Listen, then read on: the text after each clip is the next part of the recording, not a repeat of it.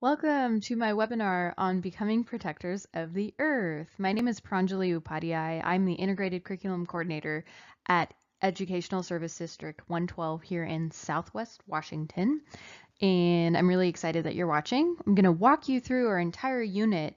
So this is a little bit of a long video, and I would like to ask you to just pause and take a little coffee break or a little snack break, or chunk this out in ways that will help you to just feel better with digesting all the information in here. So our unit is fairly long, and this webinar is over an hour long, so please do take care of yourselves. Chunk this up in nice chunks for you to digest. And again, welcome. And I really am excited about this unit and look forward to talking you through it. So in this webinar, we will walk through our STEM storyline to help you become more familiar with the unit. This is one of our newest two storylines, and it is, in my opinion, one of the best ones that have been created. Please keep in mind this is not a FOSS training, so it won't feel like a hands-on lab experiment-ish training. This is really a walkthrough of our STEM storyline curricular unit called Becoming Protectors of the Earth, which is going to include lots of activities, lessons, discussion, ideas, other interesting, engaging, and fun activities that students can experience to just get a deeper understanding of some of the content for 5th grade Earth and Space Sciences as outlined by the Next Generation Science Standards. So I will have a slide at the end where I share some information on where you can find some FOSS video trainings online at fossweb.com, but that's going to be at the very end. And this is mostly a walkthrough of our STEM storyline. And as I mentioned earlier, it's a little bit long, so please feel free to pause and continue as you need to.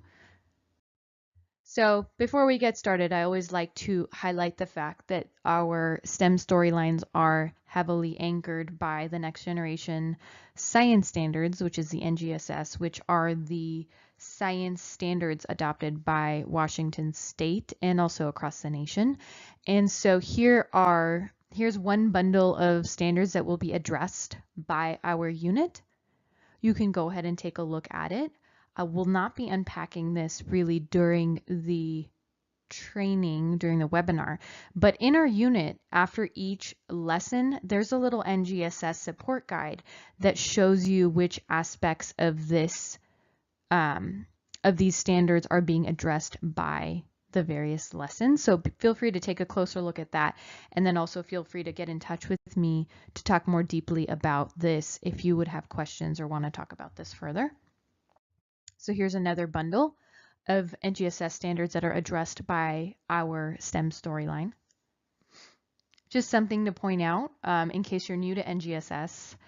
On the top in the white box, we have what we call our performance expectations. Those are the things that we want students to be able to demonstrate an understanding of by the end of the unit. So we're looking for mastery of those ideas in that top box. The science and engineering practices, which are in the blue, that's actually what we want to see the students doing. So those are the things that students will be doing that really reflect what scientists and engineers are doing in the real world. Very, very important aspect of the Next Generation Science Standards. In the middle, you have disciplinary core ideas. That is what students need to know. So the content that students should know, the ideas, vocab, let's say, would pop in there, that we would really like students to know by the end of their learning experience.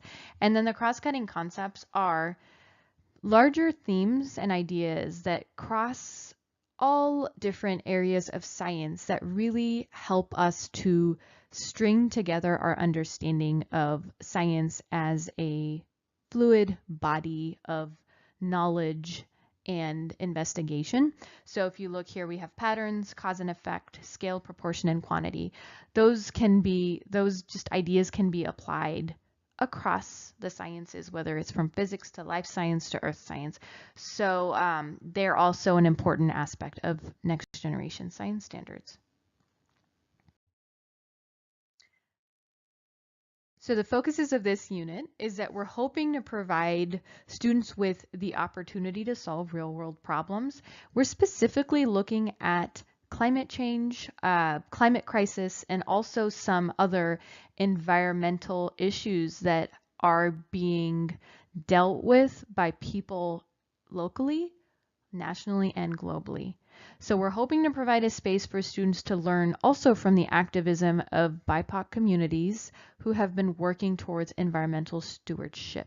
There's a lot of environmental stewardship and protection happening in all regions of the earth that really needs to be highlighted and used as a source of hope and empowerment for our students.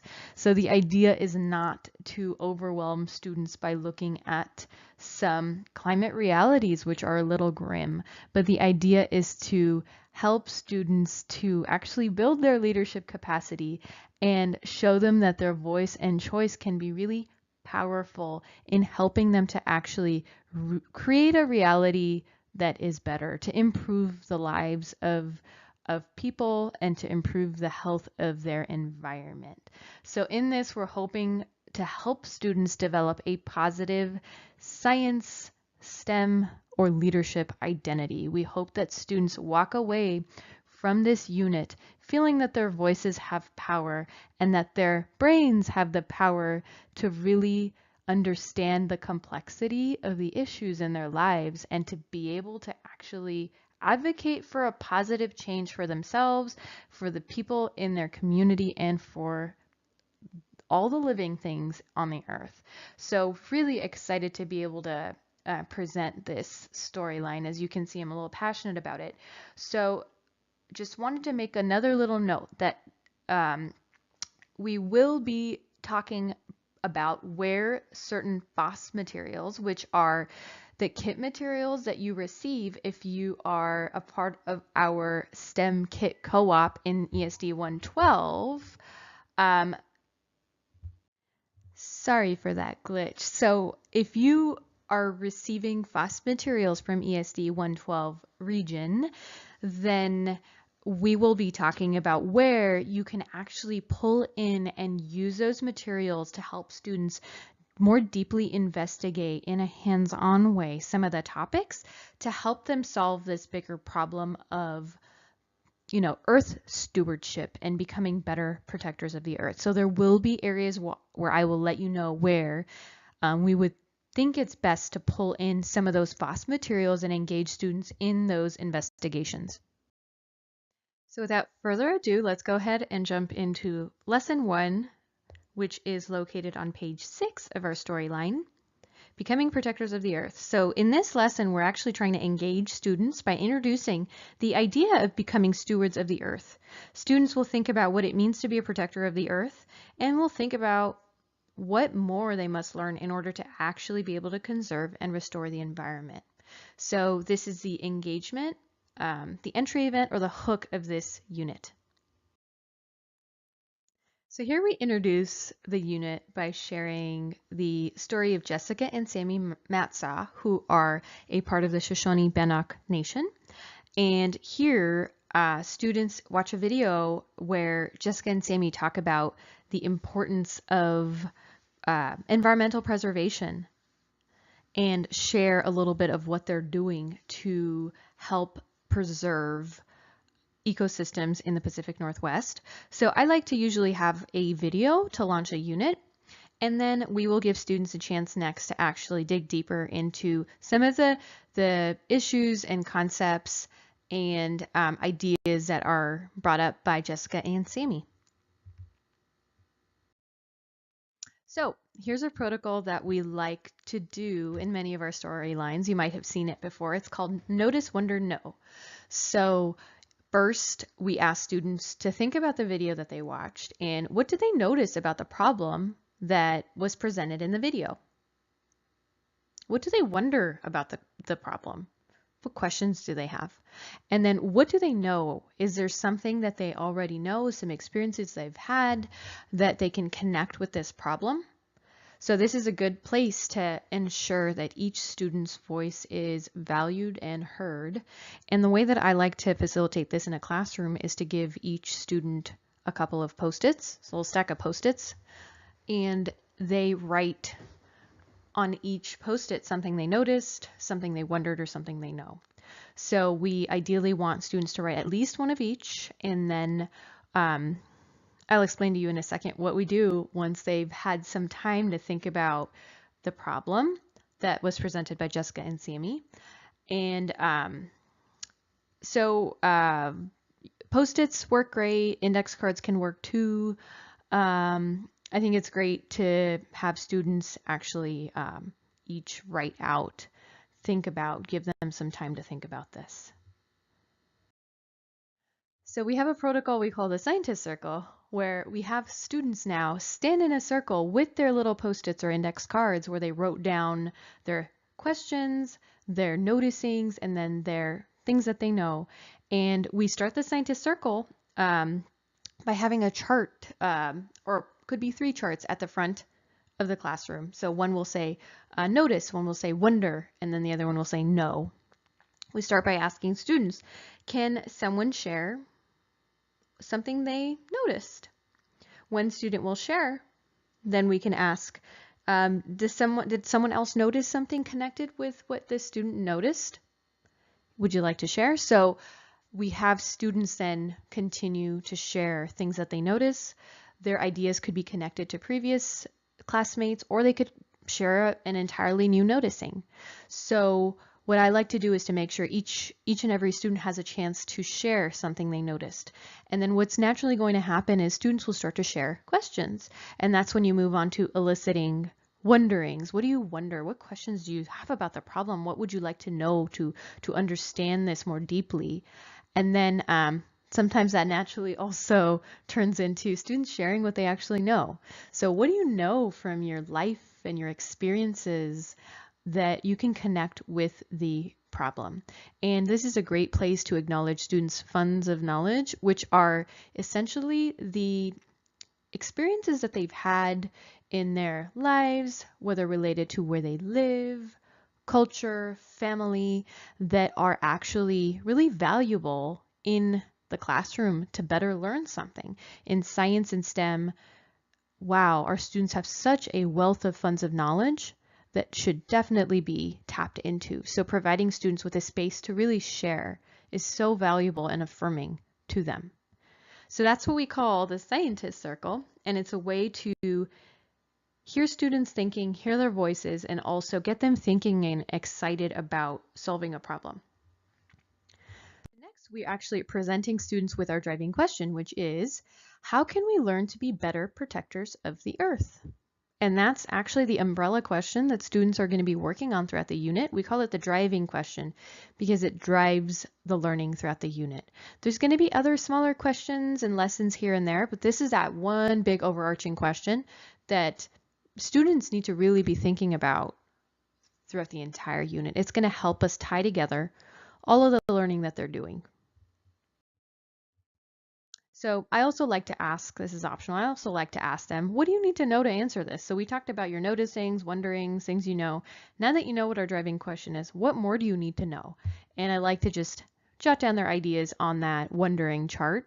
Some teachers like to make a separate need to know chart and they keep that posted, kind of check stuff off as the unit progresses and as students uncover information. It's up to you how you want to do this. So this is just a cool slide I have that you can have up while students share their reflections. You'll see that I've tried to build out teacher slides to help you in facilitation, and that way you don't have to build a lot of this from scratch. I would encourage you to make a copy into your Google Drive and to just modify things to fit the flow that you like and to maybe add things that interest your students. Maybe there's some protocols that you prefer to the ones that I've suggested. Go ahead and make this your own. Session 2 is called You Matter. So here is where we're building in the ideas about supporting students with building their own leadership capacity. So I believe that an important aspect of STEM education is helping students to become more literate members of society that are able to actually understand what's going around them and their community and to make a difference that helps improve the lives of people. So important to send students the message that they actually matter and their voices matter.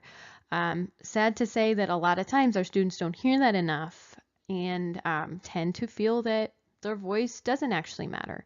So we want to create spaces that are empowering and not create spaces that are disempowering. So we want to empower students. And sometimes, they need to just hear that directly. So again, we're revisiting our driving question. You're going to see this slide throughout the unit quite often. It's just good to keep that in mind to help remember our bigger picture and our goal. And then here is it's a kind of like a poem, and it's called I Matter Manifesto, written by Angela Mayers. And I like to read this to students and actually have them read back. So I would read one sentence and then have them repeat, next sentence, have them repeat. And there's a lot of power in positive affirmations. And yeah, students kind of feel great when they're saying things that are wonderful about themselves. So this is just a little nugget we added in there to support you in supporting students with their identity development, social emotional learning, and then also that leadership capacity, helping them become leaders, and then also helping them know that STEM is their thing. Science is their thing. Here's another copy of that. So again, telling students that you see them and that they matter to you. Lesson 2, where in the galaxy are we? So in this lesson, we kind of take a little bit of a sidestep and explore our place in the universe. So instead of focusing just on Earth, we're actually looking at our universe and our place in the universe and the galaxy. So the lessons that follow this one will be more focused on what's going on Earth, but we decided to help out and integrate some of the Earth and space science NGSS standards in here. And there's also some activities in the FOSS kit that we wanted to pull in. So this lesson is all about Earth's place in the universe. So hopefully by the end of this lesson, students will better understand the way that celestial objects are located in relation to the Earth and the effect that they have on the Earth's processes. And the lesson's going to finish with students writing a statement to describe the uniqueness of the Earth and the need for planetary stewardship. So a lot of times you hear stories about, well, if we exhaust our planet, we're just going to move to Mars. Well, Mars is definitely not like Earth, and that is not really a viable solution for right now. So we're trying to get students to understand how precious their planet is and how important it is to really preserve what we do have here. So that's kind of the focus of this, or the culminating hope of this lesson is that. So we're still thinking about our overarching question is how can we learn to be better protectors of the Earth? So think of this as well, why do we need to protect the Earth? Because the Earth is pretty awesome, right? So we're going to learn about that here. So session 1, the beautiful Earth. We have students watch a video, just a fantastic video showing how magical the Earth is. And students just think about the driving question. And they're going to have a lot of thoughts and wonderings and feelings about how special the Earth is. So give them a space to share that appreciation. I'm originally I grew up in Los Angeles. So bit of a concrete jungle. And, growing up, it was different. I don't think that, myself and other children that were growing up in that environment necessarily had a deeper appreciation for the Earth as children that have more access to forests and rivers and such. So we live in the Pacific Northwest. It's kind of different, the relationship that we have with nature and our environment. So we're just building on that in this little mini session. And then again, connecting with the driving question. And then having students reflect, are there other planets out there that are like our Earth? And what do they think? So I like to not actually correct students too much during these early stages of learning. You may disagree with that, and that's fine. but I like to often give them space to just wonder and think. And, a lot of times science doesn't have answers to the most complicated questions. So I think it's okay for students to know that science does not have all the answers, and we're just kind of trying to figure out, trying to develop just a better understanding of the world around us. And that doesn't mean that things are always set in stone. Science is actually very fluid and changes a lot. So giving students the flexibility and the space to just think and wonder is really important in STEM education. And then also when you're thinking about students from different cultures that have sometimes a different and sometimes equally deep understanding of scientific phenomenon, sometimes in our classrooms, that perspective is not really affirmed or validated, even though it is valuable. So creating a space for multiple perspectives and ideas to exist harmoniously is really important. I'll talk a little bit more about that later too. Okay, so session 2, where are we? So students just reflect about where we are and what is around us. They may have some ideas that you would want to just hear to see what they think. And then this is a short field STEM walk. So students, you take students outside. They work in with a partner, with a couple classmates, and just think about what they see when they look around. What do you see when you look around? What do you see when you look up? Depending on what time of day it is, depending on the weather, they're going to see different things. But I think that, maybe they'll see the sun, maybe some clouds, possibly the moon, depending on what time of day it is, and what time of the year it is. And so you can have students share their thoughts and have them think about, okay, well, it's daytime. Why is it daytime? What do you see up there? Why is it daytime? Why is it not nighttime? And have them just reflect on that. And I think take kids outside as much as possible. It's really important to do that. So this was just an opportunity to do that. And then you pop back indoors and you think about the night sky and ask students what they think is in the night sky. What do they see there? And then we also have a time-lapse video that I'll show you next. Oh, so this is I love time lapses. So this is a time lapse. Actually, I like to explain to students that a time lapse is a video that combines pictures taken over a long period of time. So this is a few hours of movement that we're seeing in the sky. And so pause and ask students what they see, and they're going to notice that the stars appear to move.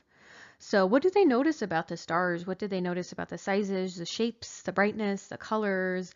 Write down students' ideas, and we will revisit the idea of cosmos and what's out there. So ask students what they're curious about. So we're just kind of having students in this lesson just think about where we are and what are some things and phenomena that we notice in the sky that help us place where we are, but also what else is out there. So very just creating a space for curiosity to grow. Again, having them share their feelings. My son is 6 and he's just so obsessed with, looking up and just thinking about stars and planets and stuff. So I'm sure that the 5th graders could get excited about that too, even though by 5th grade they're sometimes way too cool to be excited about certain things, but I think they would be excited about this. Again, just asking them to share their thoughts, creating space for curiosity to grow, creating a space for the development of their STEM identity, helping them realize, oh yeah, I am interested in this actually. This is really cool.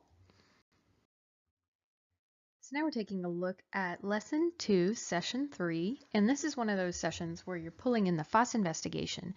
In this case, we're looking at the FOSS investigation 1, the sun, which will be on page 100 of your FOSS teacher's guide. And the activity in FOSS is titled Shadow Shifting. So in this lesson, students will go outside and investigate the way that their shadows behaves. And you can actually look at the FOSS guide if you'd like to follow those instructions. But I've also adapted the lesson plan to be a little bit more condensed in our storyline on page 13. So if you want to take a look at that. You don't necessarily need the FOSS guide. So let's move on and take a look at how we're going to use this in this storyline. So with a team of students, students will go outside and will try out the shadow challenges, which are on the next slide. I'll show you in a second. And they're going to talk about what they're noticing and draw and write down some of their ideas. We also have a template that is linked on page 13 of the storyline, which you can use to help students jot down their ideas, and the shadow challenges are also listed there. So just having students go outside and explore the nature of shadows in an outdoor space. I'm going to move on to the shadow challenges so you can. Here they are. Here are the shadow challenges. So students can try these out with their classmates. So students are now coming back inside after they've observed what happens with their shadows, and then they are going to just share their thoughts. What did they observe about the ways that the shadows behaved, and then what was strange and what was predictable? So we're trying to find patterns in the ways that the different shadows behaved, and there should be some common patterns and noticings amongst the students. There's also an extension on page 13 where you create a shadow stick, but I also have a time-lapse video that you could use to help students see what happens to a shadow over the span of a day. So I'll show you that. So session 4, model about shadow. So here is where students will actually take a closer look at a time-lapse video of a shadow changing over time, over the span of the day, and will work with their teams to actually draw a model showing how the shadow changed throughout the day. So shadows get longer and they get shorter based on the location of the sun in the sky. So here we have a time-lapse video of the shadow of this wooden block just changing. You have a little clock next to it so you can see what time it is. And you can also do something like this in school and have them actually draw out the outline of the shadow at different times of the day. That might be something super fun. If you don't have time for that, you can use this time-lapse video. I'm telling you, time-lapse videos are pretty great. So now we're going to have students think about drawing a model showing what happened to the shadow throughout the day. So the shadow will not only have moved, but it will have changed in length. And we're having them think about what happened to the length of the shadow. So this actually directly connects with one of our NGSS standards, where students are looking at the length of shadows and how they change throughout the day. And it is suggested that students use a graph or another way to show what their idea is.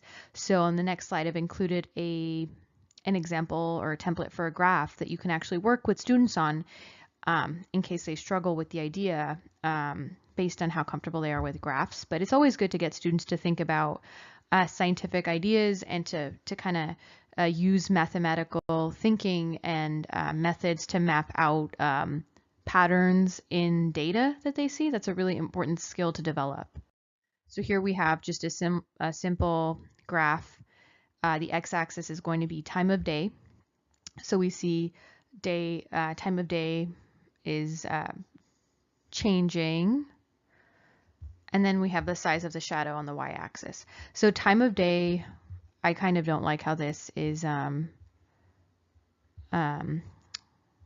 labeled or numbered, because you're not going to have like necessarily a 0, 1, 2, 3, 4, 5, 6 as far as hours of the day during school. So it could be just if it's been 30 minutes, an hour and 30 minutes, or it could be it's been 1 hour since we started taking the observation, 2 hours, 3 hours, 4 hours, 5 hours, and 6 hours. So you can just do that, or you could even change up the time and put the times actually on the x-axis. This was just an example just to talk to students about what this could look like in graphical form. So now we're on session 5, the known universe. So here we start by having students think and draw about where we're located in the universe. So where is the Earth located? And essentially, we're trying to get students to explain what they're thinking in visual form. It's always helpful to help students draw, imagine, and actually create what they're thinking in a form that can be shared with others. It's a way of scientific modeling. It's really important in science and in other fields as well. So it's okay if they get creative. We're just having them think about their initial thoughts about this. Where are we located in the universe? And they will go back and they will look at their model and really critique it in this session, actually. So here is an interesting simulation video, which is pretty much going to zoom out. So it will continue to zoom out of the Earth, and you will see as the video zooms out and out and out, you'll see where Earth is located in the grand scheme of things. So we're going to see where it's located in the solar system, galaxy, and then where our galaxy is located within a greater cluster of galaxies. So it's a little bit of a mind-boggling experience, but should be pretty interesting for students to show how vast the space is. So at about 2 minutes, you can pause and you can ask students, what seems to be happening? What do you notice? And they'll see that the sun, which is really, really bright in our sky, is getting smaller and smaller and smaller and less bright. So they're going to see that the sun even is eventually starts looking like a tiny little star. Now students, again, take a look at each other's initial models that they just created before watching the video. They talk about how they would change the model after watching the video. How has your conception, your idea of where the Earth is located, how has it changed? And they actually come up with a new model as a team. So they look at each other's models. What do we want to keep from each other's models? What do we think we should share? What do we think we should use to create our consensus model? So this is called a consensus model because you're using different ideas from different people that you agree with to create and combine into one model. And you can just have them do this on a piece of paper. You could use chart paper, but piece of paper is also just fine. And then ask them to be ready to share. It'd be interesting to see what they come up with. So we're now thinking, what did our model look like? What similarities did we notice between the models? And what differences did we notice? So this is after students have shared their models with each other's groups, and are noticing similarities and differences in thinking, which is good. We like there to be some common ground when we're trying to make sense of things, but we also like unique ideas to be present to help us expand our understanding of things. So we're on to session 6, Planet Expert Groups. And I'm not going to talk too much about this, but on page 16 of this storyline, you can see that there's a couple of FOSS investigations that you can actually choose to pull in at this point. So there's investigation 2, part 2, how big and how far, part 3, phases of the moon, and then part 4, solar system. So these are optional if you want to pull them in. They don't really directly align with NGSS standards, so I didn't include them as a requirement in the storyline. They're optional, but if your students are really interested in some of this, I'd say go for it and pull it in. Also, the solar system activity is kind of boring. That's part 4 of investigation 2. So I actually changed that into session 6, which I will talk about right now, where students will become experts on a specific planet.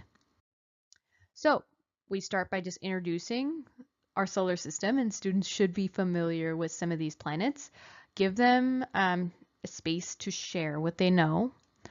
You might have a few that are really excited about planets, and you might have some that know just a whole lot about the solar system. So create a space for them to share their thoughts.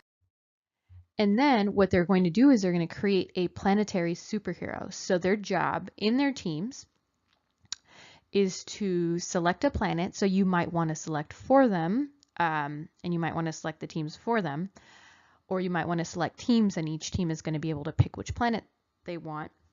And students are going to research what are some things that are special about their planet. I've linked a cool website here that has some information that should be at grade level reading and accessible to your students. So it's a NASA web page called Space Place, and there's lots of information about the planets there. So they're going to go on, use their devices, visit this website, and actually learn about their planet. And their job is to create a superhero that has some traits that are similar to some of the traits that their planet has. So really, they need to understand some of the information that they're reading during their research. They need to condense that into some traits that they can then use to give their superhero superpowers or a specific appearance. So their job is to draw and write about their superhero. So draw a picture, label their special powers. You might want to give them a larger sheet of paper or a piece of chart paper or half a chart paper or a large piece of construction paper for them to draw on. And so they're drawing and labeling their superhero, and then how are their special powers like the planet that they represent. So make sure that they're labeling that, and then they're going to present their superhero to the rest of the class. So I think this should be a pretty fun assignment. And then also you can have more than one group do one planet if you end up having too many groups for the number of planets that there are. So feel free to be flexible and make this work for your students. So here is the slide where you're meeting the superheroes and students are sharing what they created. I just thought this was a funner activity than just having them read about and present about planets, because they're having to actually understand the traits of each planet, and they might actually remember it more than if they just memorized planetary characteristics. So we're now on session 7 on page 18 of our STEM storyline, and this is integrating FOSS Investigation 2, part 5, which is on page 214 of your FOSS Teacher's Guide. So I haven't created an adapted version of this. So if you would like to do this investigation, you're going to have to pull open your Teacher's Guide from FOSS and then go to page 215. And it is the STARS activity. In this lesson, students will learn about telescopes, constellations, why stars appear to move in the sky, and why certain stars are seen during certain times of the year. So again, in your FOSS guide, and the materials you have for this are a lamp, a light bulb, and you're going to actually need an earth globe, I believe. That's not coming in your FOSS kit. And then some type of a projection system. And it's going to simulate what the movement of stars, or the apparent movement of stars actually is. So you can decide if you'd like to use this activity or if you'd like to skip on to the next one. Again, with the storyline, these are just resources and lessons to support you as you support your students. So don't feel obligated to do any of things in a particular order, or you will, I would suggest you trust yourself to use the activities that are helpful to you and your students, and ones that are pushing them in ways that are going to help build their intellectual capacities. So now we're on to session 8, stars, colors, and brightness. So here we actually introduce students to the HR diagram, which is a really interesting diagram that maps out the different types of stars. And I think students will find this really interesting. It's also helping us to address an NGSS standard that talks about the different colors and shapes and sizes of stars and why do they appear to be different. So in a second, I'm going to talk to you about the diagram so that you're feeling comfortable asking students to think about it. So we're starting by just asking students, why do they think stars are so different from each other? Why do they appear to be so different from each other to us? Students may have a lot of ideas about why that is so. There are actually a lot of reasons why that is so. Sometimes it's distance between us and the star. The further away it's going to be, the dimmer it's going to look. Sometimes it's the actual size of the star. And then sometimes the color is going to depend on the actual hotness, the temperature of the star. So we're going to take a look at the HR diagram. I think it's really cool to show it to them now, because definitely as they get older and take different classes in middle school and high school, they're going to need to be able to understand the HR diagram. So you're kind of giving them a little bit of a preview about this. So I think it's always fun to throw things like this at students and ask them to make sense of it. So in this activity, students will work with their team to make sense of the diagram. What is it showing? What is it showing? So give them time to make sense of it. Have them think about, at the bottom, you see on the x-axis, it says temperature. Top, luminosity, which is referring to that y-axis right there. Temperature, luminosity. What does temperature mean? What does luminosity mean? You might want to define those for your students, or you might want them to just think about it. Luminosity, they can probably connect that to how bright something is. We talk about something that's luminous, right? And then also, I think they will make some noticings about the colors and the way that they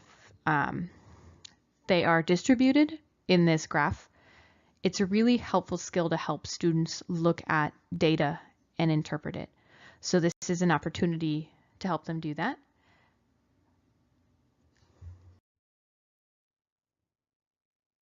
So this is a little bit of a different graph showing the HR diagram, but also we are having them look at the sun and where is the sun located on this diagram? And they'll see that our sun is a pretty average star, even though we think of it as like the brightest, most luminous thing that we know. It's actually quite small. It's not tiny, but it's pretty much medium sized when it comes to stars. Interesting to have them think about that. So again, their objective with their team was to make sense of the HR diagram. And then there's a handout that's provided where students just simply are sharing. So this is linked on page 19. Students are sharing their ideas of the HR diagram on this handout. So that's what they're doing here. So for the exit ticket for this session, which is almost the end of the lesson, students are going to write a hallway tweet. So there's a template for you, a tweet template on page 19. It's titled Tweet Template that you can click. And essentially what a tweet is a short sentence that is explaining something or asserting something. So they're answering the question, why are stars so different from each other? And they can use the space to write a sentence. We're not asking for a lot, just for a sentence. And the whole point of a tweet is that it's short. It's 250 words or less. 250, I think, characters or less. And then and then their name becomes their Twitter handle. You can also just have them write their name.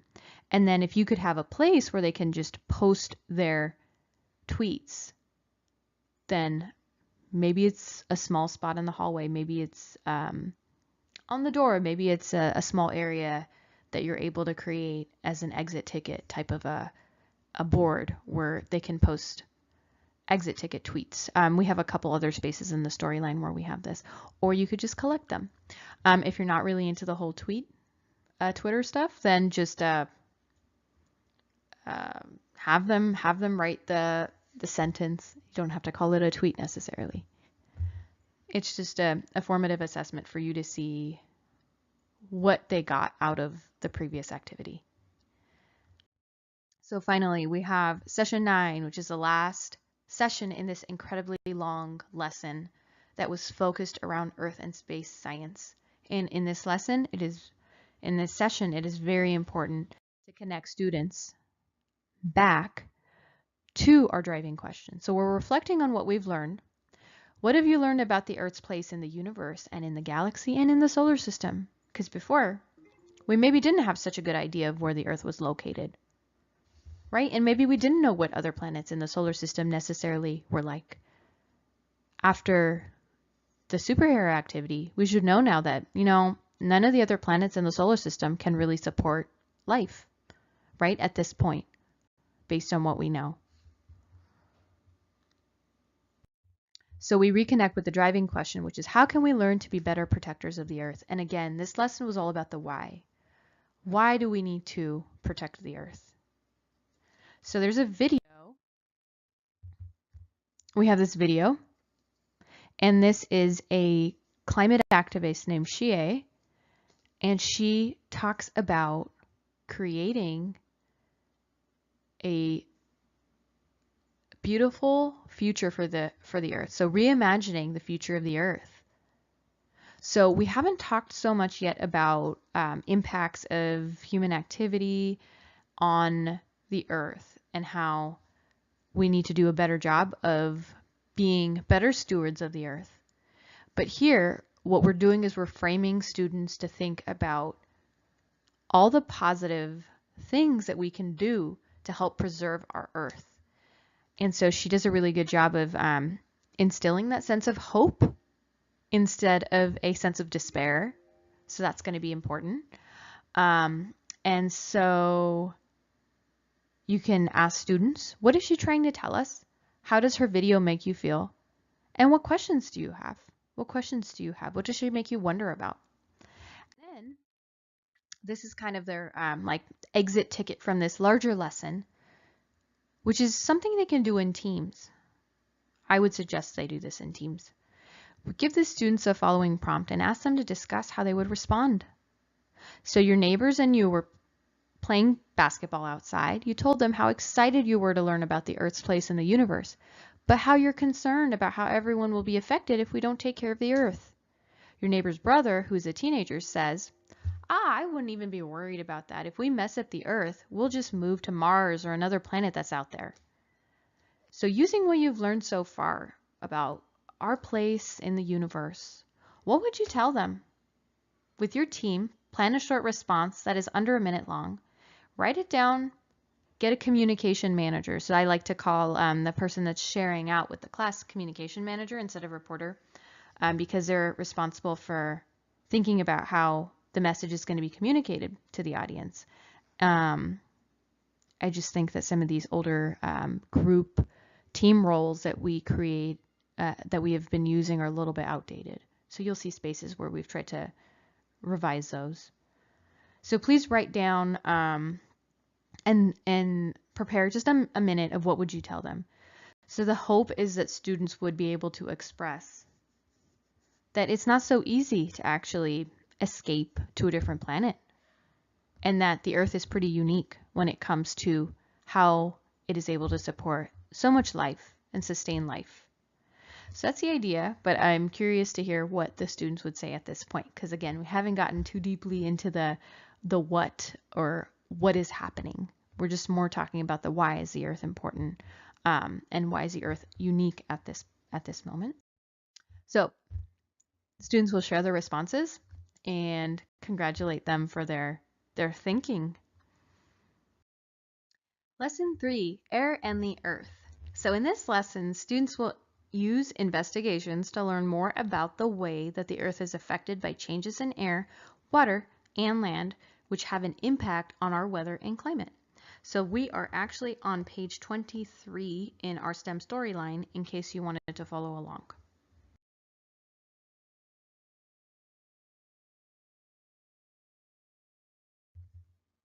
So here we hear from a climate activist and student leader named Maxine Jimenez, and she talks about heat and air pollution in California, specifically in my hometown of Los Angeles. And so we want students to watch this video, and then we want them to think about the following questions. So after students are done watching the video of Maxine's story, here are some questions you can ask them. Here's an instance where we're using the story of and the voice of a BIPOC activist, in this case a youth activist of color, to talk about some of their experiences, some of their activism to improve living conditions for their community. So depending on who your group of students are, they may have experiences that are similar to Maxine's, be able to relate to her story In that case, you're providing a mirror for them to be able to see some of their experiences being reflected in the curriculum. If, let's say, your students are living in a rural community, don't deal with air pollution and excessive heat too often, then you're providing a window in the curriculum through which they can see someone else's experiences. You're expanding their awareness and helping them understand that there are people that are different from them or people that are similar from them that are having experiences that may be different from what they experience. So just wanted to make note on that. And then we also asked for students to think about, is there pollution of this kind in their community? Is it fair that some people live in environments that are becoming more and more polluted than others? So we're trying to instill a critical lens which students can look through to kind of analyze the ethical, moral considerations of certain climate situations. So that's where the climate justice gets pulled in to the storyline. Again, we're reconnecting with the storyline and the driving question, how can we learn to be better protectors of the earth?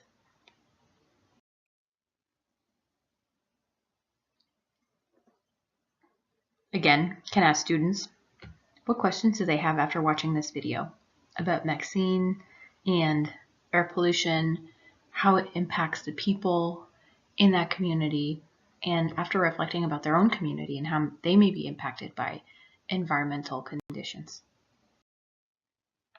Session 2, the greenhouse effect.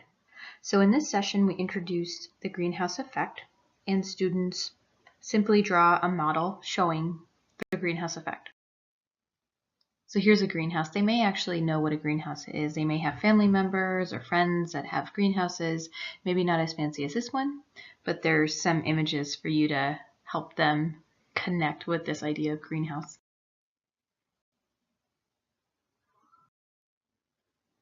So there's some videos I inputted in here talking about the greenhouse effect. You may want to watch through them and perhaps pick one instead of using all of them. And then there's some follow-up questions on the slide on the side for you to ask your students.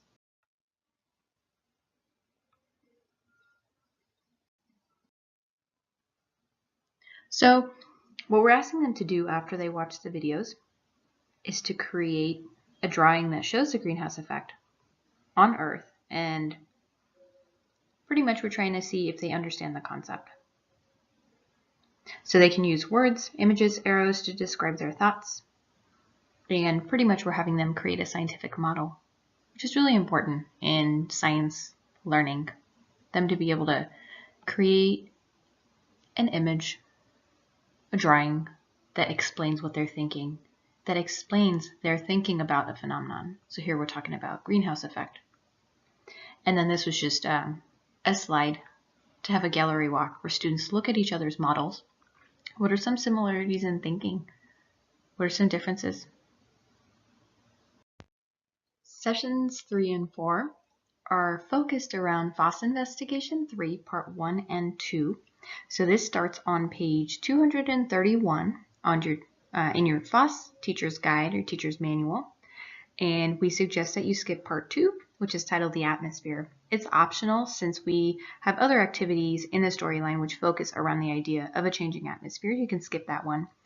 And essentially, we have a summary of session 3 and 4, FOSS Investigation, parts 1 and 2 on page 26 of the storyline. And what students are pretty much doing is they're conducting experiments that are showing that air takes up space and that air has matter. So matter has mass and occupies space. That's the definition of matter. It's something that has mass and occupies space. So while they're engaging in these experiments in the FOSS module, they're going to learn that air has matter. And it's going to be a really important idea when we start talking more about atmosphere and how changes in atmosphere can affect climate and affect the earth and affect different spheres of the earth. So this is a helpful hands-on activity to pull in. And then after, I would suggest after they've done this FOSS investigation, ask them this question to help them connect with the storyline. It's on page 26 of our storyline. We were talking about the greenhouse effect. Is the air in the sky matter? And what do you think the air in the sky is made of? Does it take up space? Does it have mass? What do you think? So we're starting to talk about atmosphere, which is an important part of the Earth, important to understand if we're to understand climate change and the interaction between different systems in the Earth. So you can have them go back and look at their greenhouse effect model. So again, this is based on the FOSS activity on page 231 in your FOSS guide. I'm going to move on to session 5. Session 5, carbon dioxide in the Earth's atmosphere. So this is a very important session. We're talking about how carbon dioxide has been increasing in the Earth's atmosphere. It's a really important phenomenon to understand if we are to really think about preservation of the Earth. So here are some slides to get students thinking about what the gases in the atmosphere are and which gases make up most of the Earth's atmosphere. You can have students make observations and think about the information that's in this graphic.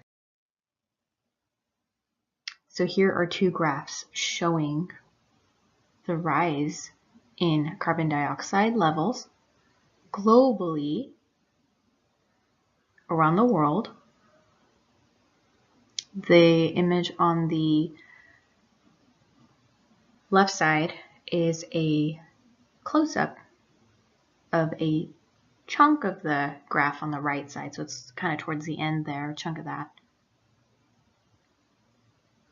You can have students ask questions, make observations. What do they notice? How is the line moving? Generally, we also see a little bit of a zigzag pattern.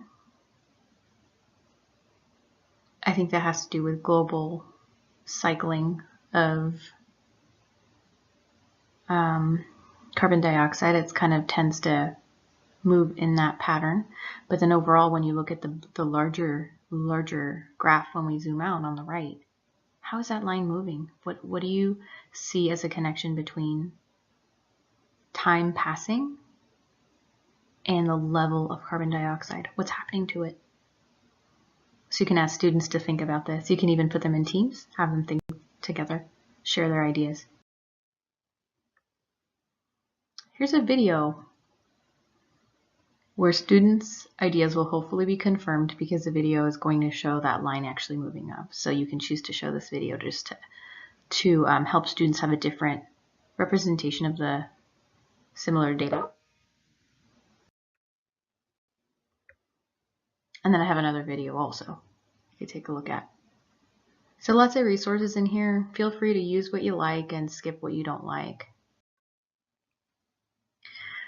So now we have a little bit of a team reading activity. So we're really thinking about carbon dioxide, and this is where we're pulling in the English language arts.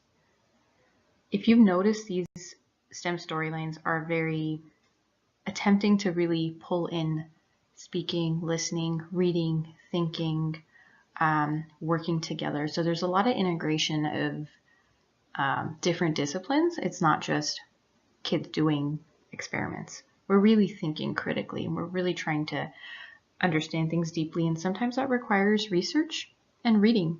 It's a great way to show students the reason why it's so important to be able to read and write, right? So we have an article, which is also linked on page 27 of the STEM storyline. It's an article about carbon dioxide in the atmosphere. It's from Newsella.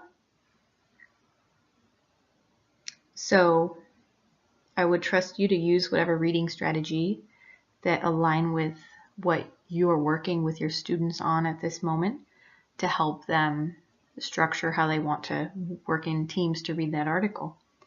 And then teams can take a look at their greenhouse effect model that they created a couple of sessions back and can think about how would they want to modify that model based on the new information they have about carbon dioxide and how the atmosphere is changing.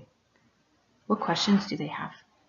So we're starting to get into the details about changing atmosphere, changing air, and how that's going to impact us living things that live at the surface of the earth.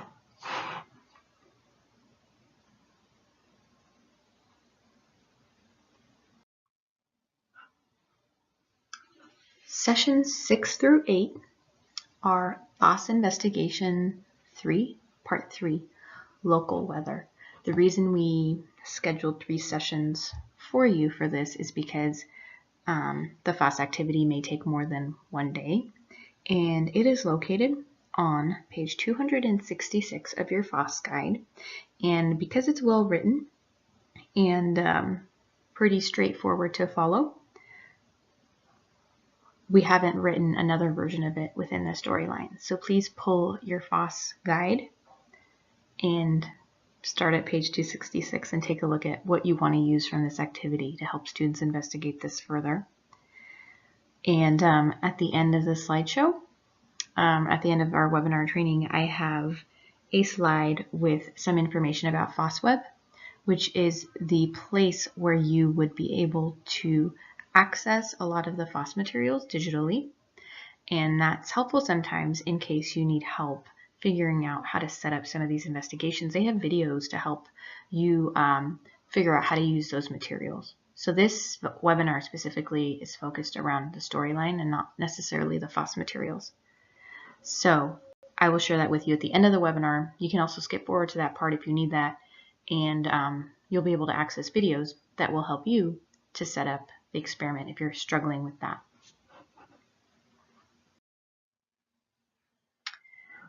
So we are at session 9, which is almost the end of lesson 3, which was also a very long lesson. So in session 9, we're looking at the difference between climate and weather. Students often, adults often also confuse the two. So we have some videos for you.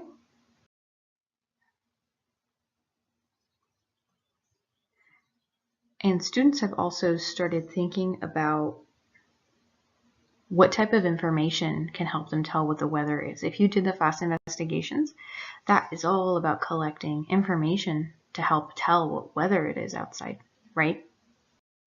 So here are the videos I was talking about. We have one on weather versus climate.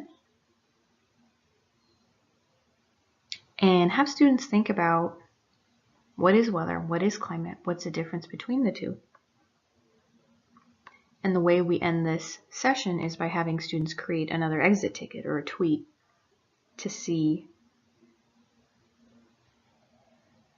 if they can answer the question, what is the difference between weather and climate?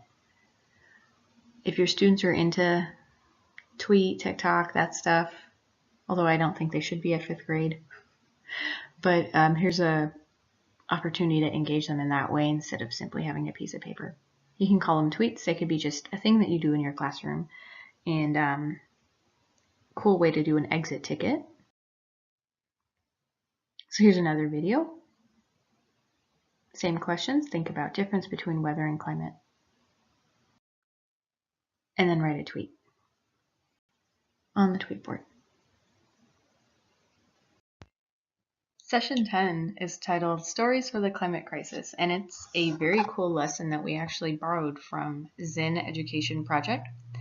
It is supposed to take about 45 to 60 minutes, so it's a little bit of a longer activity than some of the other sessions.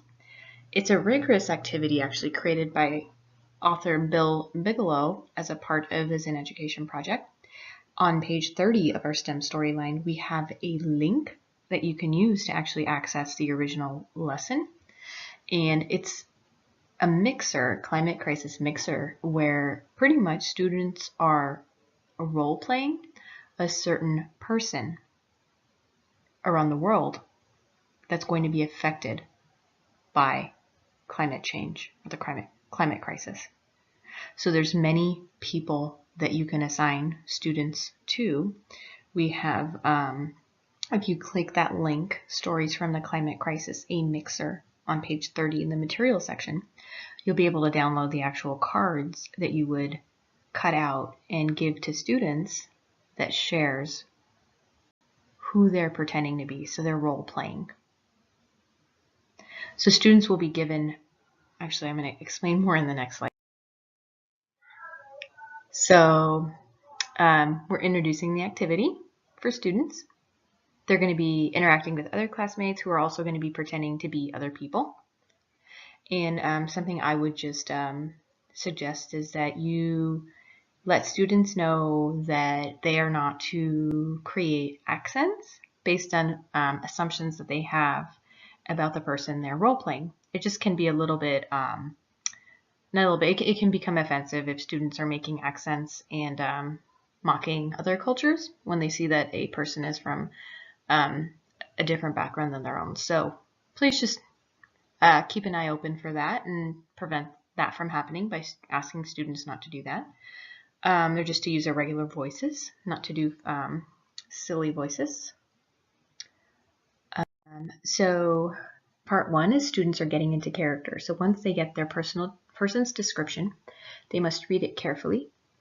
And if they need help, they can reach out to a classmate or to reach out to the teacher. What I would actually suggest is that students work in teams. So each team of 3 students is actually role-playing one person. That way they're there for each other. And some of the descriptions are a little bit more difficult to understand. They're not so simply written. So that way there's 3 of them to be able to read the description of a person and to be able to figure out how they're going to role play that person's perspective on the climate crisis and the way that that person has been affected.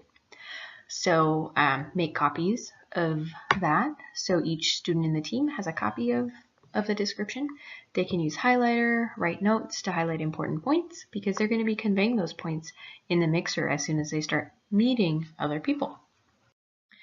So I like to kind of think of it like an actual mixer. So we have music in the background. Once the music stops, your team is going to find another team to partner with. So describe to your partnering team who you are, what your perspective is on the climate crisis. Make sure you use the words I instead of my character because we're trying to role play here. And then ask each other questions if needed.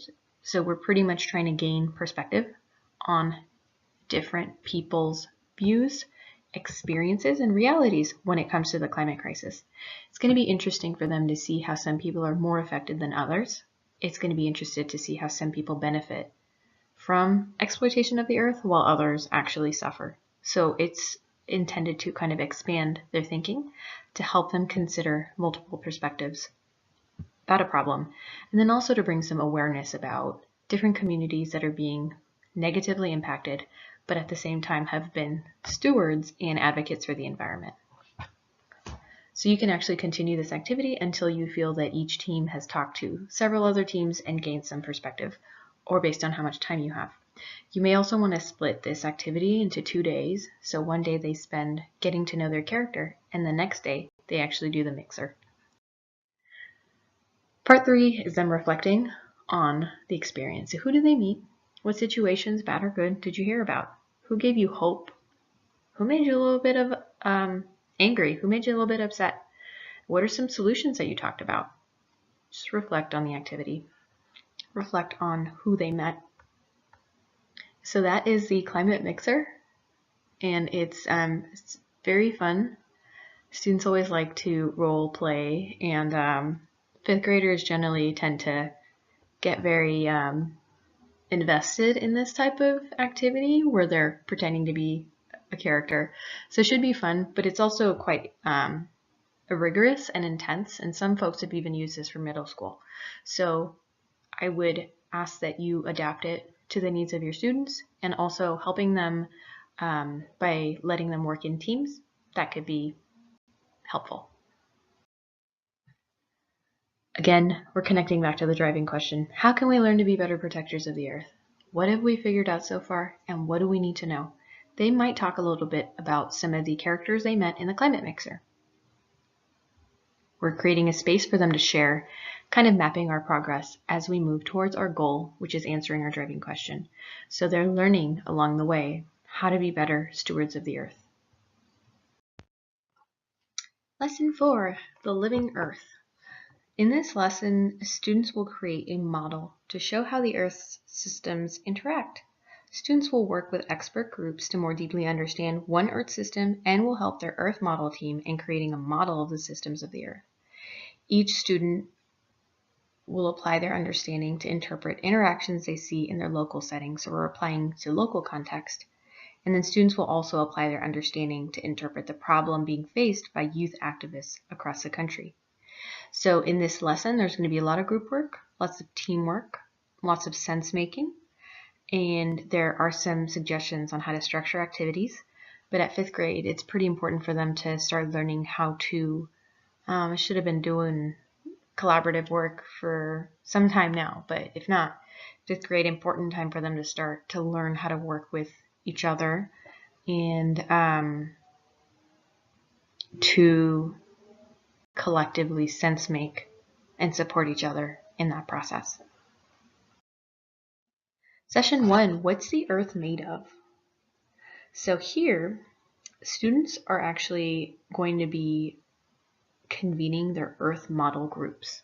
So that's a specific group or team that they're going to be working with throughout this lesson, and their goal is to make a model of the Earth. So the way we're going to start that, I'm going to show you in the next slide, is by looking at this image of the Earth and then thinking quietly, what is the Earth made of? So first they're going to brainstorm that by themselves.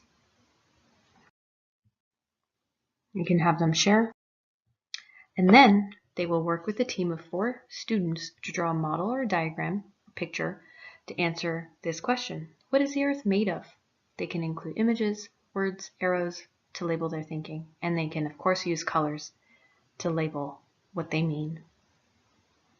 Each team will wrap up by giving another team some positive feedback about the other team's model, and then also what are some wonderings you have about the ideas presented by the other team. So instead of giving positive and negative feedback, I like to have them give positive feedback and then to ask questions. So again, this is a slide to facilitate that team share. What did you appreciate about the other team's model? What was the same between your models? What was different? And what questions did you have about their model? Trying to keep feedback really positive. It's important for even critical feedback to be presented in a way that is not demeaning. Sometimes I think adults can work on that too. Feedback needs to be presented in a way that's accepted by the person receiving the feedback and should not be disrespecting them. So have them practice that. Session 2, expert groups launch. So students have been working with their Earth model teams previous session. Now they're going into expert groups. So what they're going to do now, they were in their Earth model teams. Now they're going to split up, go to expert groups, learn about a specific sphere of the Earth. And then after they're done experting, they're going to return back to their Earth model groups and share what they learned. And then the group is going to be able to refine that initial model of the Earth that they made. So that's a model that we use quite frequently in project-based learning, where we're having different types of teams and groups. It can be fun to have them work in different groups. That way they're not always stuck with the same team. Also, it makes them a little bit more accountable. When they're in their Earth model team, they're working together. But now when they join the expert group, they're responsible for mastering that material so that when they return back to their original group, they can be the expert on that topic and help their group. So hopefully there's a sense of accountability and responsibility that they're going to be feeling. So students would decide, or this is something you can decide for them, which person from that original Earth model team is going to go to which expert group. We have biosphere, geosphere, atmosphere, and hydrosphere. So what we've laid out in this session is several videos that should be actually bookmarked at the right time for each expert team slide. So this slide is for biosphere. If they press play, it will start the video off where the video starts talking about the biosphere. They watch this video to start their research. We have an atmosphere team, a couple of videos there. geosphere also have a video. When you click that, it'll link to the actual part of the video that talks about the geosphere. And this is how you're softly pushing them into starting their research. Watching videos, in my opinion, is also one way to gain information. It's a form of research. So this is one way we're gently nudging them to start their research. We have another one for hydrosphere. And we actually have a template for them to look at in their expert teams that they're going to be thinking about, and that will actually help them to take notes, and that way when they return to their Earth model teams, they've actually tried to be an expert. They've spent some time to take some notes about their specific sphere that they're trying to master. So if you click on the link on the bottom of page, hold on, I lost my spot on my unit. Bottom of page 34, or on page 34, materials needed, there's going to be a document titled Earth Spheres Team Expert Notes. And they're going to be able to take notes there. And there's a space for them to draw pictures. And there's some questions for them to think about and research. Session 3, expert groups continue to research their spheres. So we're allowing them another session to become experts on their specific sphere.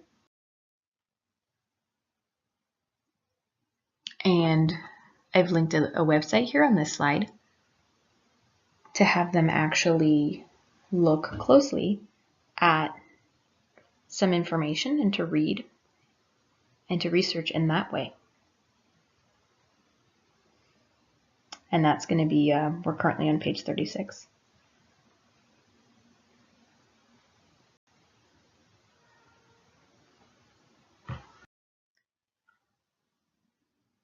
So again, this exit ticket is something that we've had embedded throughout the unit. It's a tweet. Again, write a sentence about your sphere. Just a sentence. And post it up on the tweet board. So now we have session 4. Our experts now return back to their Earth model teams with now this expertise on their specific sphere. They have their research template that they were using to write down their ideas, so they shouldn't be coming empty-handed. And each expert now is going to describe their Earth sphere, use their notes to help, and then talk it through with their team. Where is the sphere that I mastered visible and showing on our Earth model? Is it even there? Or is it missing? Did we not even include it? How can we revise our model to better show the Earth spheres? Or do we have to start over? Some of my perfectionists have needed to start over. They just can't stand a messy model. So give experts time to share, and then we're giving the Earth model teams a time to revise their models. And then we're actually pushing their thinking a little bit. Is there anywhere in your model where you can see any ways that the spheres interact? So on their expert notes, they would have probably written down what are a few ways that our Earth sphere interacts with other spheres. That was something we asked them to think about. So here's where we're kind of sharing that and asking them to consider in their team models. Where are we seeing an interaction between the spheres? Because we know they interact. Where are we seeing that? Where are we not seeing it? Where we should be seeing it? So now students take a look at each other's models in a gallery walk. And at this point, they've been working pretty hard to become experts on their topic, to create their Earth models, to work with several teams to better understand the way that the Earth works. So commend them for their hard work and for working as a community to make sense of this. Session 5 is another opportunity for a nature walk. And now we're thinking about the question, how did Earth's spheres interact? So here is the prompt that you can show students. I'm going to step outside, going to work in teams, and their goal is to find ways that the spheres of the Earth are interacting with each other. Looking for connections between hydrosphere, atmosphere, geosphere, and biosphere. Depending on when the last time is that you did the previous session, you might want to review what the different spheres are. And then also there's an Earth Spheres Interact template, page 37 in our storyline.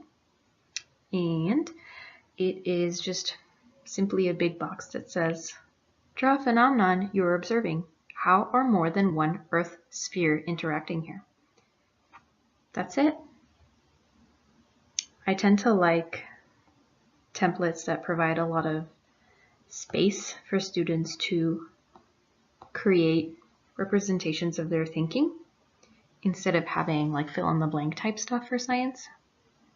I just find it to be more meaningful when students are drawing their ideas and have kind of a creative space to think. I also think it's a good idea to sometimes mention certain words you want them to be using in their model. So use words and arrows to describe what you're thinking. So here we have, again, the Earth systems.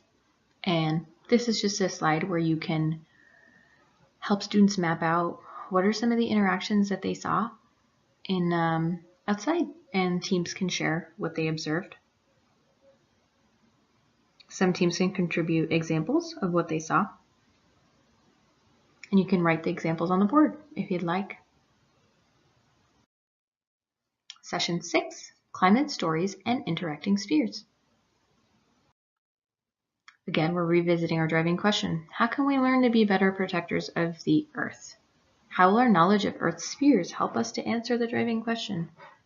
I think it's essential, but they have that basic foundational knowledge about the Earth's spheres now, and we're going to represent some problems or some questions for them to think about that relate with environmental stewardship and protection of the Earth. So here we have a really cool website, and it's called culminates.org. And once you click the link, which is in this slideshow, but also on page 38 of the STEM storyline, it's going to take you to a map. And on the map, they can click certain states where students have recorded a video of themselves talking about a climate-related issue that they are dealing with in their community. So you can have students pick a climate activist to listen to, and then to fill out the thinking template that we've provided, and that's also on the same page there. And I'm just reading you the prompt from their thinking template. It's going to say the driving question, which is, how can we learn to be better protectors of our planet? And then it says, draw a picture showing the problem that your youth climate activist is describing. What spheres are interacting? Biosphere, atmosphere, geosphere, and hydrosphere. And you're going to, they're just going to think about that. They're going to think about what are the different spheres at play in the story that this person is describing to me. I would really encourage you to go onto this website in advance and click some of the examples, and you'll see they're pretty awesome. It's youth talking about climate issues in their area. It's quite inspiring for them to hear someone that's a young person taking such initiative in Earth stewardship and activism. And then they can just simply share what they learned from the stories that they listened to and watched. So again, we're tying in the voices of young people to show our students that there's an expectation that they also use their voice to make positive change in their community and in their lives. So we are at our final lesson, which is lesson 5, Imagining a Brighter Future.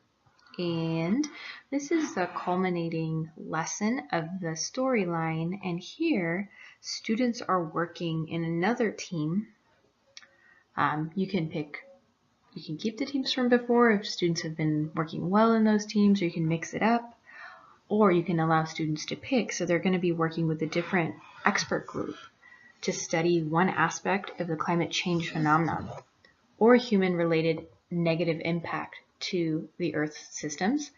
And then teams will study specific instances of activism that relate to the problem they're learning more about. So they're going to learn about solutions. When we talk about activism, we're pretty much talking about people working towards a positive change for people and the environment. So that's what we're looking at. Then teams will create a public-facing product to share their learning, highlight the efforts of activism that are happening, and then share some recommendations that they learned from their study. So the idea is that by the end of this lesson, students will have some type of a public product that you'll be able to share with somebody outside the classroom. So this is something that I would even tell students at the very beginning of the unit. I'll tell you more about it in a second. So session 1 is titled Rise from One Island to Another. We learn about 2 climate activists named Kathy and Aka, and they are talking about how climate change has impacted their homelands. And they are talking about 2 different places in the world, but this is a great example of communities of color and youth activists of color actually advocating for their communities and advocating for a change, a positive change that will help mitigate the effects of climate change on their community. And so we have students watch their video, and there's some discussion prompts following. So here's a link with the video. One of the poets is from Marshall Islands and the other one from Greenland, 2 indigenous poets. And it's a really beautiful performance where they share their predicament and share this moment of solidarity towards positive change for their communities. So here are some of the questions you can ask your students to think about. What did you learn from the video or poem that you didn't already know? How did their message make you feel? How are they using their voice and their poetry? And how are they using their voice to make a positive change in the world? So again, we're modeling the use of voice to make change. So this is session 3 in our last lesson, and it's actually not necessarily having to be session 3, but it's a discussion about who the audience is for the final public product that students are going to be creating. So, in project-based learning, it's really important for students to think about who they're trying to create their message for or their final product for. So in this session, students just discuss who's their audience and how will they be able to best convey their message to their intended audience. So we present students again with the driving question, how can we learn to be better protectors of the earth?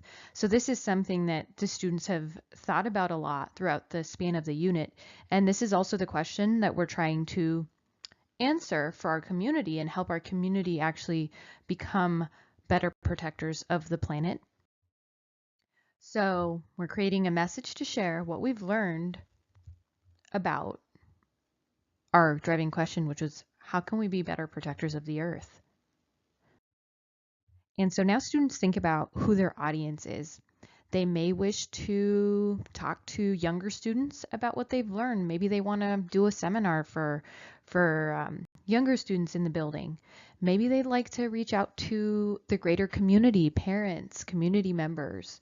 Maybe they want to reach an online audience. Maybe they want to make a video on YouTube or start a blog or create a website to share their learning. So here is where students think about who their audience is and what would be the best method to actually reach their audience. If they're wanting to make a change in the bigger community, putting posters around the school might not be the best method. Creating a PowerPoint presenting it to the class might not be the best method if you're trying to reach a global audience or a wider audience. So we really want students to be thinking about that. And from what I've heard from teachers that have implemented this type of a project is that having an authentic audience really makes a difference in the quality of work that your students will be producing. So they should know at the very beginning of the unit that their work will be shared around and with people that are outside the class. It's really going to make a difference in the amount of effort they actually put.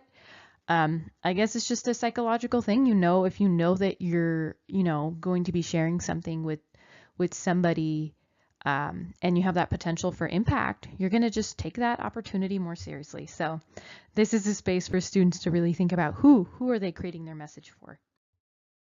So this is the what do we want to create to share our message? So here is where you can suggest some options for a format that you think your students would find interest in and be successful with.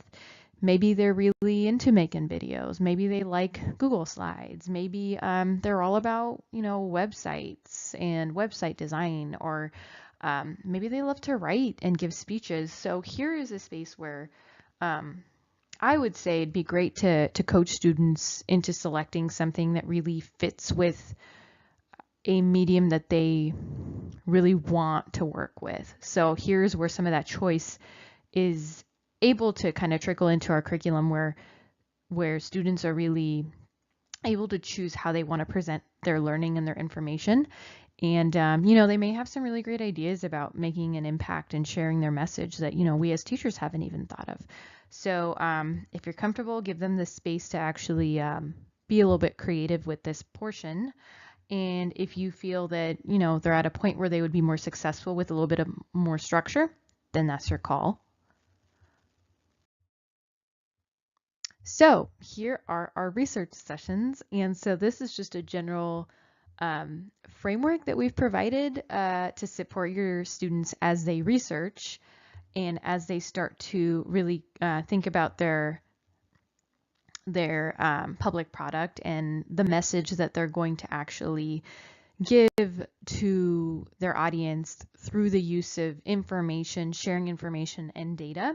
So students will work in their expert groups to learn about their topic. We have a couple of expert groups that I've linked some articles with. So land, freshwater, and forest, those are kind of three big categories of how the earth has been harmed by human activity, and also areas where there is a great need for environmental stewardship to maintain healthy ecosystems and healthy communities. So here are three, and you can have students actually select the group they want to be in, and it's okay if there's like 3 freshwater groups and 4 forest groups. I personally think it's okay, but honestly, it's up to you to kind of figure out what works dynamically with the students that you have. So here in the slides, you're going to see some articles that I've linked. Most of the articles are through Newsela, and the links will take you to a 5th grade-ish reading level version of these articles. So they also can be searched on Newsela, and you can actually change the reading levels if you have students that would benefit from having some simpler language to read based on their reading levels.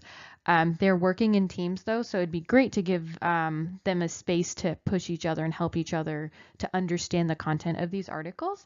And if you have issues accessing or finding these articles, please shoot me an email and I'll be happy to help you out.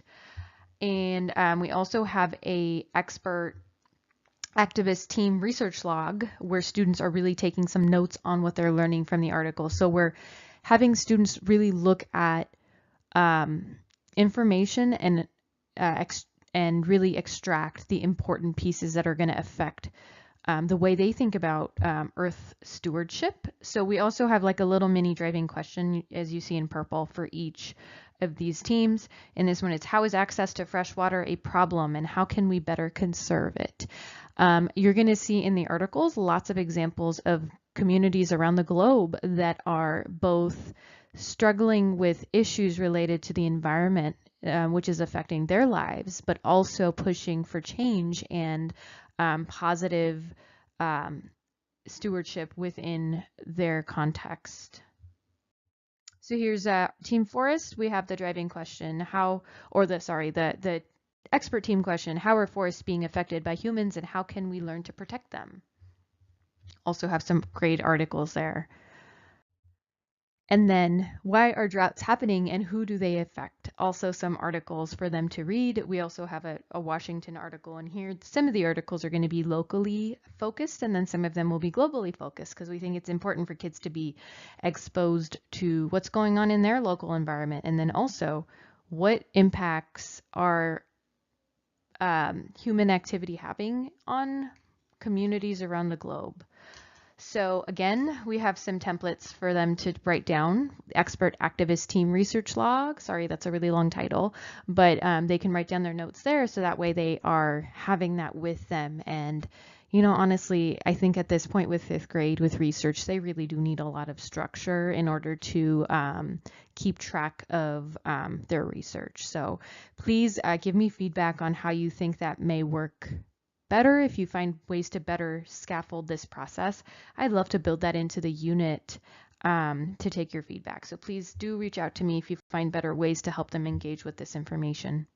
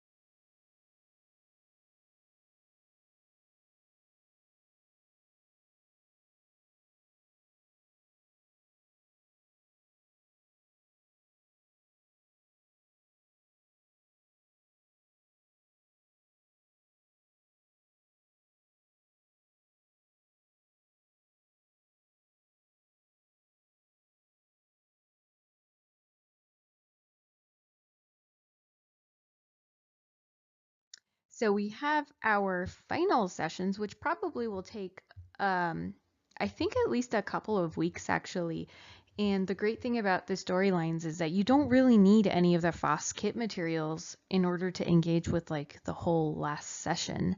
So even if your kit goes back, your students can still be working on this project without needing those materials. So it gives you some wiggle room to be able to take advantage of that awkward time in between you sending back the STEM kits to ESD 112 and then receiving the next round. So production sessions, really, this is where students will work in their teams on their project, on their final product. And there are some materials that they may need based on what they chose to create. If they, you know, chose a poster to do a poster campaign, they'll need some posters and markers. If they chose to make a video, they might need to borrow some type of a recording device And, if their materials are mostly digital, they'll need time to work on their computers on the project. And so there's some scaffolds within, on page 45 of just helping them, coaching them. So really the production sessions will be a lot about giving students time to work together on their projects and then coaching them along the way. So there's some questions about the driving question. How is your product actually helping us to answer the driving question, which is how can we learn to be better protectors of the earth? And there's also some questions about public product. Are the students' products actually sharing a message that they want to share? And are they going to reach the audience that they want to reach? So just helping students to think about this throughout and to coach them as they're creating their projects is important. And then creating their materials also to check for quality. Is your work presentable to your audience? How might you improve your materials? Are you on time? How much time do you need to finish? Helping them be realistic would be important here because you do have a limited amount of time to produce things. And that's kind of how it is in the real world as well. You don't have unlimited time to produce things. So continuing to coach students will be important, and then helping them practice sharing their products with classmates before things go live would be helpful as well. So having a team partner up with another team and reviewing their materials. Are they engaging? Are they visually appealing? Is this working? Are people going to respond positively to this? What questions do I have? That type of practicing with peers will be helpful. And then again, just coaching your students and just helping them to feel really confident and proud that they're sharing a message that the world needs to hear would just be great. So we are going to have the final sessions, which is on page 47 of our unit, and that's where their projects or products are finally launching. So whether it's a STEM fair where they have their projects set up in a gym or auditorium, and the visitors circulate, or if it's a film screening, if they decided to make films, if there's other, if there was a poster campaign also that went up, just sharing the learning will be very important. And really, you will, I suggest you figure out the way that you want that to work in your school, and trust your instinct about how you'd like to share students' learning out with the community based on the resources that you have. So that's actually a walkthrough of the unit now, and I have a couple of thoughts for you at the end, but thank you so much for letting me walk you through that.